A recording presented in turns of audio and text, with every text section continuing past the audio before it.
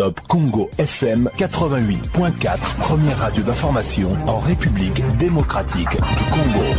Dossier à suivre. Pendant ce temps, la session ordinaire de mars s'est clôturée à l'Assemblée provinciale du Sankuru. La cérémonie relative a eu lieu vendredi. S'exprimant à cette occasion, le président de l'organe délibérant a appelé ses collègues à la solidarité afin de protéger la population à travers les pouvoirs qu'ils détiennent, étant donné que la misère de ce peuple n'a que trop duré. Détail Alain Saveur Makoba. Dans son discours, Lambert Makondio a brossé la situation générale de l'Assemblée provinciale du Sankuru, de leur élection par la population comme député, en passant par leur élévation au bureau de cette institution. Les présidents de l'organe délibérant n'a pas oublié de manifester leur solidarité à la population de l'Est du pays, touchée par la guerre, face à la misère à laquelle la population du Sankuru fait face. Lambert Makondio est clair. Il est donc de notre devoir, en tant qu'élus provinciaux, d'être solidaires pour protéger notre population et répondre avec compassion à la tragédie de misère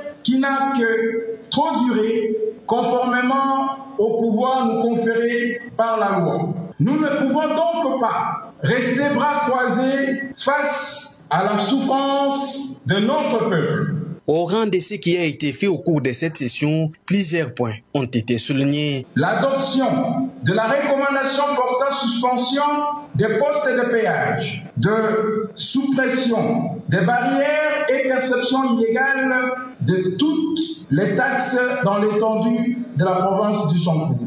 Il a en outre appelé ses collègues à profiter de ses vacances parlementaires pour notamment rencontrer les peuples afin d'avoir leur désidérata. Alors que les pays s'apprêtent à célébrer le jour de son indépendance, le président de la première institution politique en province n'a pas oublié le travail fait par Patrice Emery Lumumba, fils de cette région pour cette indépendance. De Kananga, Alain Saveur Makoba pour Top Congo FM. Et le gouvernement provincial de Lualaba a appelé à renforcer les mesures sécuritaires pour faire face aux multiples cas d'assassinat